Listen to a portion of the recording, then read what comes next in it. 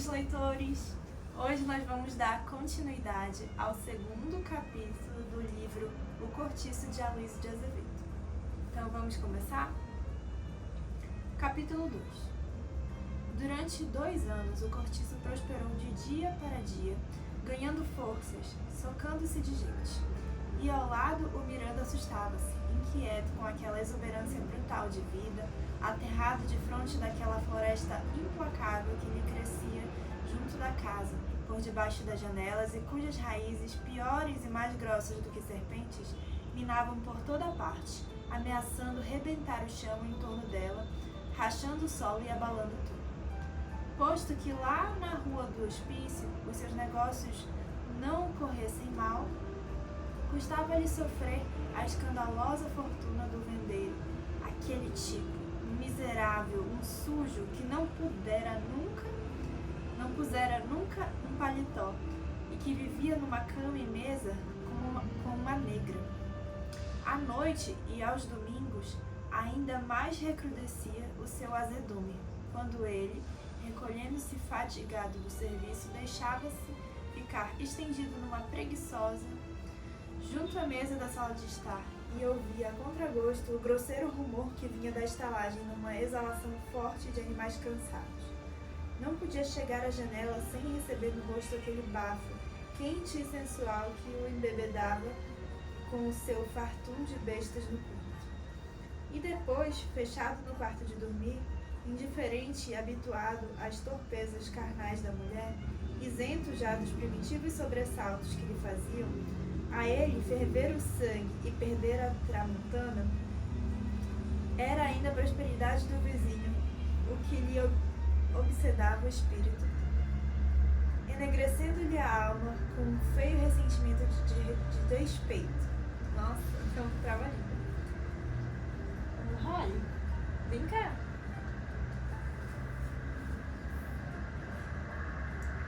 Quer ficar aqui?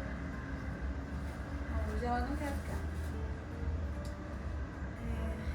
Tinha inveja do outro, daquele outro português que fizera fortuna, sem precisar roer nenhum chifre, daquele outro que, para ser mais rico 3 vezes do que ele, não teve de casar com a filha do patrão, ou com a bastarda de algum fazendeiro freguês da casa.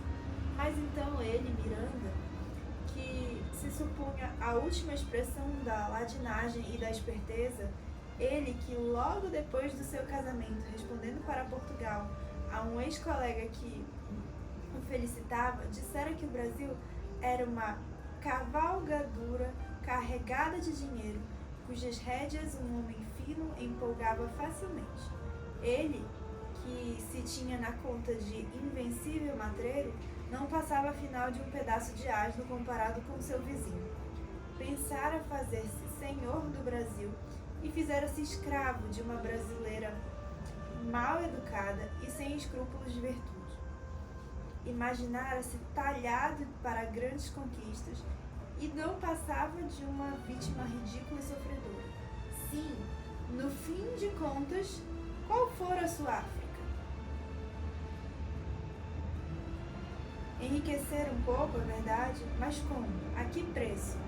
Hipotecando-se a um diabo que lhe trouxera 80 contos de réis, mas incalculáveis milhões de desgostos e vergonhas. Arranjar a vida, sim, mas teve que aturar eternamente uma mulher que ele odiava. E do que afinal lhe aproveitar tudo isso? Qual era afinal a sua grande existência? Do inferno da casa para o purgatório do trabalho e vice-versa. Invejável sorte, não havia dúvida. Na dolorosa insistência de que Zulmira fosse sua filha, o desgraçado nem sequer gozava o prazer de ser pai. Se ela, em vez de nascer de Estela, fora uma enjeitadinha recolhida por ele, é natural que a amasse, e então a vida lhe correria de outro modo. Mas naquelas condições, a pobre criança nada mais representava que um documento vivo do ludíbrio materno. E o Miranda estendia até a inocentezinha da África o ódio que sustentava contra a esposa. Uma espiga a tal da sua vida. Fui besta, resumiu ele, em voz alta, apeando-se da cama, onde se infantilmente. E pôs-se a passear no quarto sem vontade de dormir, sentindo que a febre daquela inveja lhe estorricava os miolos. Feliz e esperto era João Romão. Esse sim, senhor. Para esse é que havia de ser a vida. Filho da mãe, que estava hoje tão livre e desembaraçado como no dia que chegou à terra, sem um vintém de seu. Esse sim, que era moço e podia ainda gozar muito, porque quando mesmo viesse a casar e a mulher lhe saísse uma outra estela, era só mandá-la para o diabo com um pontapé. Podia fazê-lo. Para esse é que era o Brasil. Foi uma besta, repisava ele, sem conseguir conformar-se com a felicidade do vendeiro. Uma grandíssima. No fim de contas, que diabo possuo eu? Uma casa de negócio da qual não posso separar-me sem comprometer o que está lá enterrado. Um capital metido numa rede de transações que não se liquidam nunca e cada vez mais se complicam e mais me grudam ao estupor desta terra, onde deixarei a casca. Que tenho de meu, se a alma do meu crédito é dote, que me trouxe aquela sem vergonha e ela me prende como a peste da casa comercial, me prende a esta costa d'África. Fui da supuração fétida destas ideias que se formou no coração vazio do Miranda um novo ideal, o título. Faltando-lhe temperamento próprio para os vícios fortes que enchem a vida de um homem. Sem família a quem amar e sem imaginação para poder gozar com prostitutas, o náufrago agarrou-se àquela tábua como um agonizante consciente da morte que se apega à esperança de uma vida futura. A vaidade de Estela, que a princípio lhe tirava dos lábios incrédulos sorrisos de mofa, agora lhe comprazia farta. Procurou capacitar-se de que ela, com efeito, herdara sangue nobre, que ele, por sua vez, não se tinha o herdado. Se não o tinha herdado, não tinha herdado, trouxera-o por natureza própria, que devia valer mais ainda.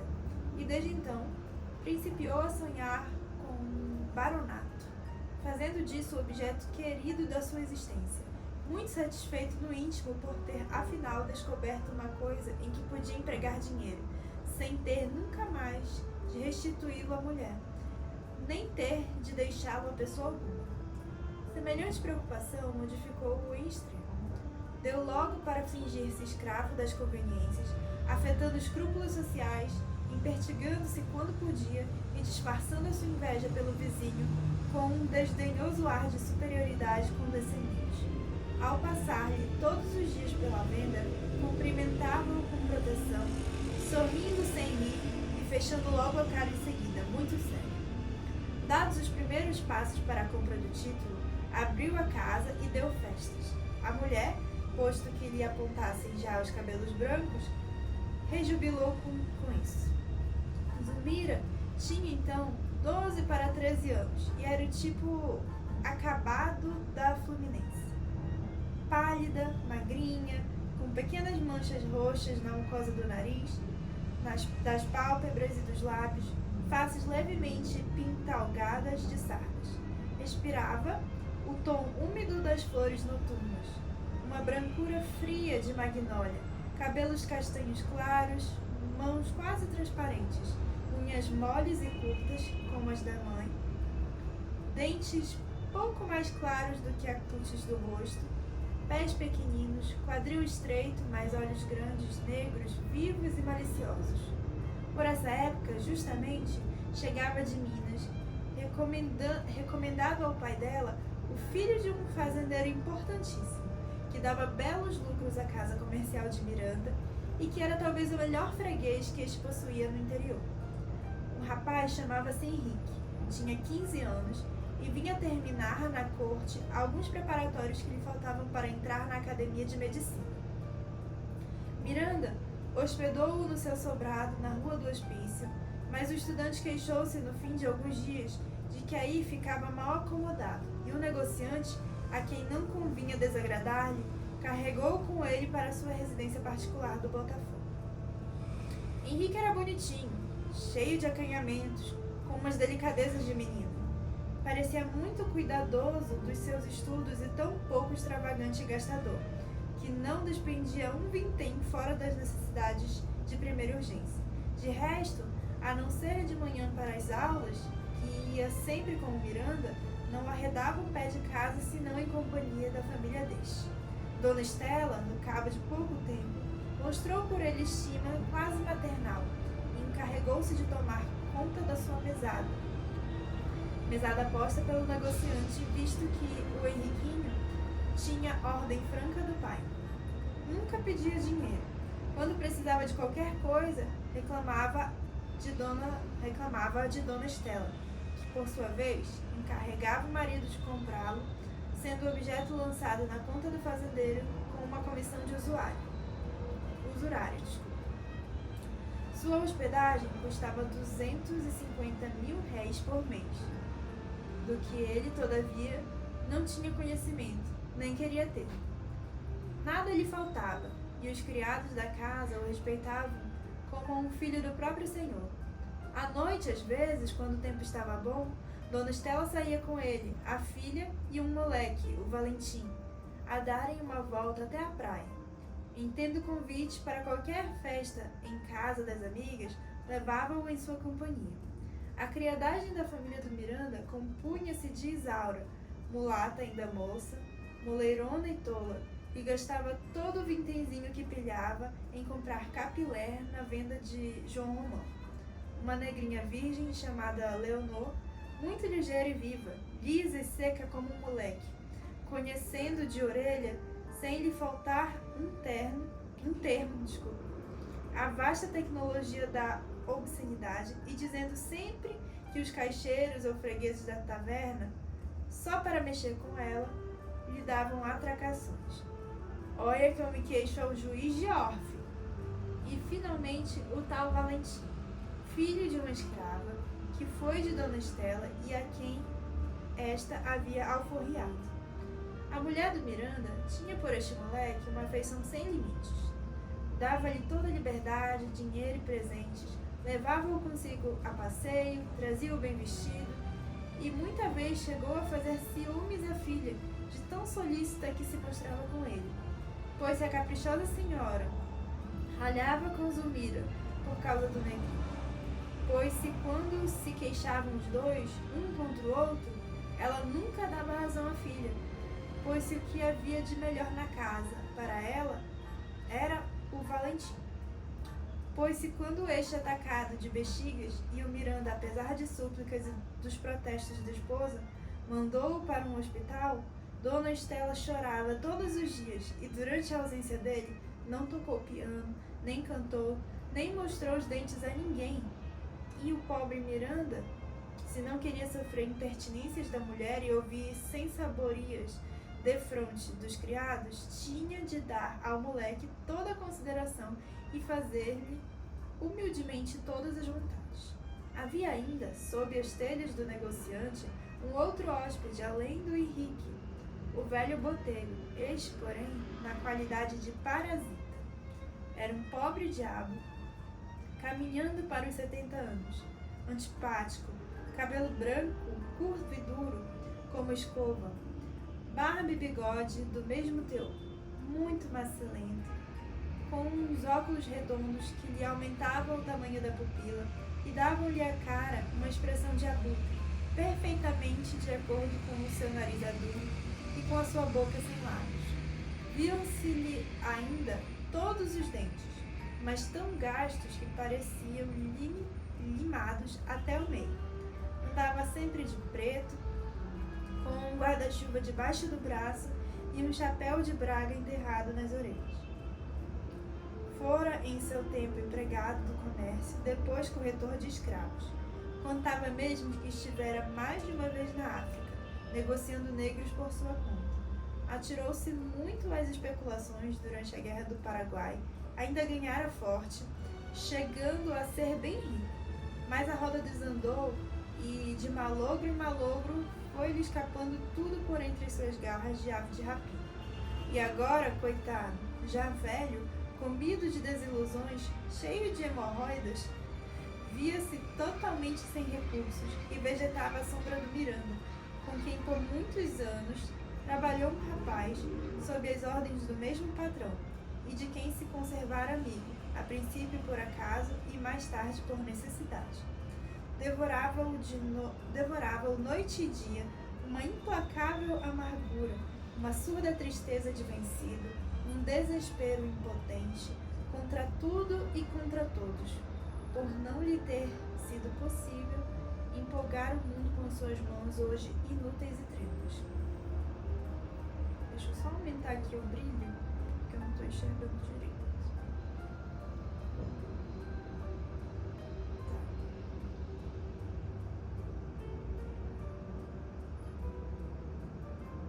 E como seu atual estado de miséria não lhe permitia abrir contra ninguém o bico, desabafava vituperando as ideias da época.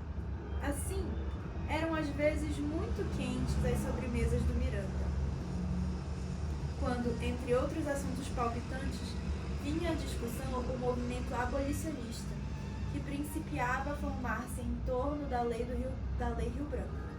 Então Botelho ficava possesso e vomitava frases terríveis, para a direita e para a esquerda, como quem dispara tiros sem fazer alvo, e vociferava imprecações, aproveitando aquela válvula para desafogar o velho ódio acumulado dentro dele. Bandidos, berrava apoplético. Cáfila de salteadores. E o seu rancor irradiava-se dos olhos em setas envenenadas, procurando cravar-se em todas as brancuras e em todas as claridades. A virtude, a beleza, o talento, a mocidade, a força, a saúde e principalmente a fortuna, eis o que ele não perdoava a ninguém, amaldiçoando todo aquele que conseguia o que ele não obtivera, que gozava o que ele não desfrutara, que sabia o que ele não aprendera. E para individualizar o objeto de seu ódio, voltava-se contra o Brasil, essa terra que, na sua opinião, só tinha uma serventia: enriquecer os portugueses, e que, no entanto, o deixara ele na penúria. Seus dias eram consumidos do seguinte modo: acordava às 8 da manhã, lavava-se mesmo no quarto com uma toalha molhada em espírito de vinho, depois ia ler os jornais para a sala de estar à espera do almoço. Almoçava e saía. Tomava o bonde e ia direitinho para uma charutaria na Rua do Ouvidor, onde costumava ficar sentado até as horas do jantar, entretido a dizer mal das pessoas que passavam lá fora, de frente dele. Tinha a pretensão de conhecer todo o Rio de Janeiro e os podres de cada um em particular. Às vezes, poucas, Dona Estela encarregava-o de fazer pequenas compras de armarinho, o que o Botelho desempenhava melhor que ninguém. Mas a sua grande paixão, o seu fraco, era a farda. Adorava tudo que dissesse a respeito a militarismo, posto que tivera sempre invencível medo às armas de qualquer espécie, mormente as de fogo. Não podia ouvir disparar perto de si uma espingarda, entusiasmava-se, porém, tudo que cheirasse a guerra, na presença de um oficial em grande uniforme, tirava-lhe lágrimas de comoção. Conhecia na ponta da língua o que se referia à vida de quartel. Distinguia ao primeiro lance de olhos o posto e o corpo a que lhe pertencia qualquer soldado. E apesar de seus achaques, era ouvir tocar na rua a corneta ou o tambor conduzindo o batalhão, ficava logo no ar.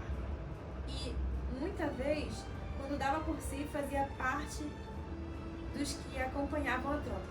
Então, não tornava para casa enquanto os militares não se recolhessem. Quase sempre voltava dessa loucura às 6 da tarde, moído de fazer dó, sem poder ter-se nas pernas, estrompado de marchar horas e horas ao som da música de pancadaria. E o mais interessante é que, ao ouvir-lhe a reação, revoltava-se furioso contra o maldito comandante que o obrigava àquela estopada, levando o batalhão por uma infinidade de ruas e fazendo de propósito o caminho mais longo. Só parece, lamentava-se ele, que a intenção daquele malvado era dar-me cabo da pele. Ora, vejam, 3 horas de marche-marche por uma soalheira de todos os diabos. Uma das birras mais cômicas do Botelho era o seu ódio pelo Valentim. moleque causava-lhe febre com as suas petulâncias de mimalho. E velhaco, percebendo quanto elas o irritavam, ainda mais abusava, seguro na proteção de Dona Estela, o parasita de muito que o teria estrangulado, se não for a necessidade de agradar a dona da casa. Botelho conhecia as faltas de Estela, como as palmas da própria mão. O Miranda mesmo, que o via em conta de amigo fiel, muitas e muitas vezes lhe confiara em ocasiões desesperadas de desabafo, declarando francamente o quanto no íntimo a desprezava e a razão por que não a punha na rua aos pontapés. E Botelho dava-lhe toda a razão. Estendia também que os sérios interesses comerciais estavam acima de tudo. Uma mulher naquelas condições, dizia ele convicto, representa nada menos que o capital, e um capital em caso nenhum a gente despreza. Agora, você o que devia era nunca chegar-se para ela. Ora, explicava o marido, eu me sirvo dela como quem se serve de uma escarradeira. O parasita, feliz por ver quanto o amigo aviltava a mulher, concordava em tudo plenamente, dando-lhe um carinhoso abraço de admiração. Mas, por outro lado, quando ouvia Estela falar do marido, com infinito desdém e até com asco, ainda mais resplandecência de contente. Você quer saber? Afirmava ela. Eu bem percebo quanto aquele traste do senhor meu marido me detesta. Mas isso tanto se me dá como a primeira camisa que vesti. Desgraçadamente para nós, mulheres da sociedade, não podemos viver sem esposo. Quando somos casadas, de forma que tenho a aturar o que me caiu em sorte. Quer goste dele, quer não goste. Juro-lhe, porém, que se consinto que o Miranda se chegue às vezes para mim, é porque entendo que paga mais a pena ceder do que puxar a discussão com uma besta daquela ordem. O Botelho, com a sua encarnecida experiência do mundo, nunca transmitia a nenhum dos dois o que cada qual lhe dizia contra o outro. Tanto assim que, em certa ocasião, recolhendo-se à casa incomodado, em hora que não era do seu costume, ouviu ao passar pelo quintal sussurros de vozes abafadas que pareciam vir de um canto afogado de verdura, onde em geral não ia ninguém. Encaminhou-se para lá em bicos de pés e, sem ser percebido, descobriu Estela entalada entre o muro e o Henrique. Deixou-se ficar espiando, sem tugir nem mugir, e só quando os dois se separaram foi que ele se mostrou. A senhora soltou um pequeno grito, e o rapaz, vermelho que estava, fez-se cor de cera, mas Botelho procurou tranquilizá-los, dizendo em voz amiga e misteriosa: isso é uma imprudência que vocês estão fazendo. Estas coisas não é deste modo que se arranjam. Assim como fui eu, podia ser outra pessoa, pois numa casa em que há tantos quartos, é lá preciso vir meterem-se neste canto de quintal? Ah, entendi. Nós não estamos fazendo nada, disse Estela, recuperando o sangue frio. Ah, tornou o velho, aparentando sumo respeito. Então, desculpe, pensei que estivessem... E olhe que, se fosse, para mim seria o mesmo, porque acho isso a coisa mais natural do mundo. Entendo que, desta vida, a gente só leva o que se vir, creia. Foi como se nada visse, porque nada tem a cheirar com a vida de cada um. A senhora está moça, está na força dos anos, seu marido não a satisfaz, é justo que o substitua por outro. Ah, isto é o mundo. E se é torto, não fomos nós que fizemos torto. Até certa idade, todos temos dentro um bichinho carpinteiro, que é preciso matar antes que ele nos bate. Não lhes doam as mãos. Apenas acho que, para outra vez, devem ter um pouquinho mais de cuidado e... Está bom, basta, ordenou Estela. Perdão. Eu, se digo isto, é para deixá-los bem tranquilos ao meu respeito. Não quero nem por sombra que se persuadam de que Henrique atalhou, com a voz ainda comovida. Mas acredite, seu Botelho, que o velho interrompeu, por sua vez, passando-lhe a mão no ombro e afastando consigo.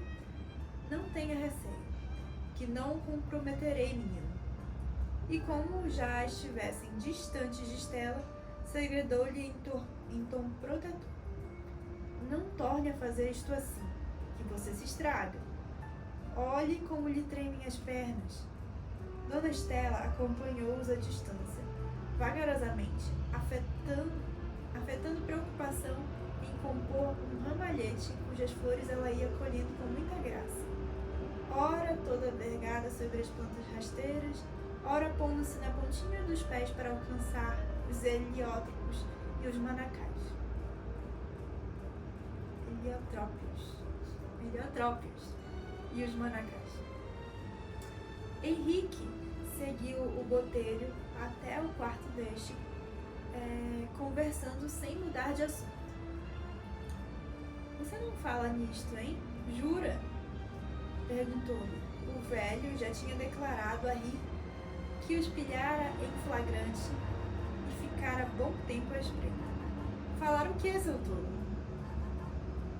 Pois então, quem pensa você que eu sou?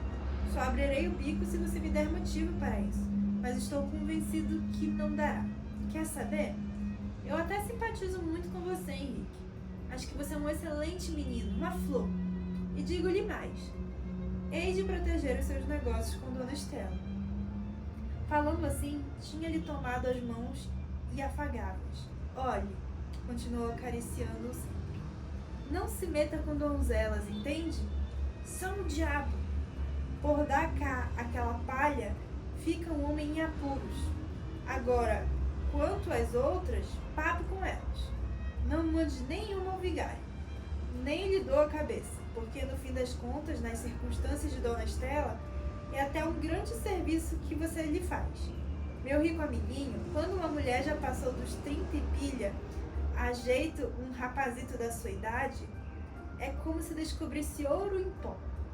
Sabe-lhe a gaitas. Fique então sabendo de que não é só a ela que você faz o obséquio, mas também ao marido. Quanto mais escovar-lhe você a mulher, melhor ela ficará de gênio, e por conseguinte melhor será para o pobre homem, coitado, que tem já bastante com o que se aborrecer lá por baixo, com seus negócios, e precisa de um pouco de descanso quando volta do serviço e mete-se em casa. Escove-a, que a porá macia que nem veludo. O que é preciso muito juizinho, percebe? Não faça outra criançada como a de hoje e continue para diante. Não só com ela, mas com todas as que lhe caírem debaixo da asa. Vá passando. Menos as de casa aberta, e isso é perigoso por causa das moléstias. Nem tampouco donzelas. Não se meta com a Zulmira. E creia que lhe falo assim porque sou seu amigo, porque o acho simpático e porque o acho bonito. E acarinhou tão vivamente dessa vez que o estudante, fugindo-lhe das mãos, afastou-se com um gesto de repugnância e desprezo, enquanto o velho lhe dizia em voz comprimida: olha, espera, vem cá, você é desconfiado? Ai, ai. Então, gente, esse foi o capítulo 2, tá? Do Cortiço do Aloysio de Azevedo. Eu tô gostando bastante. E vocês? Hein? Me contem aqui. Até a próxima, hein?